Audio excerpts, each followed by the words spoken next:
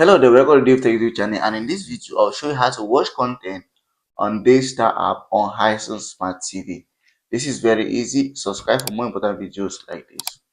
So to watch content on the application, all you have to do is to go over to the application and launch it on your Hisense Smart TV. So I'm looking for it. Daystar app. Okay, so the first thing you need to make sure the application is installed. Here is it over here. Now, if you don't have the application installed, they can go over to your app store and install the application before you launch. So just go over to your app store and click on search and search for application Daystar.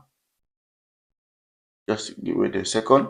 So go over here in the search button, just click on Daystar and this application, and then you can go ahead and launch.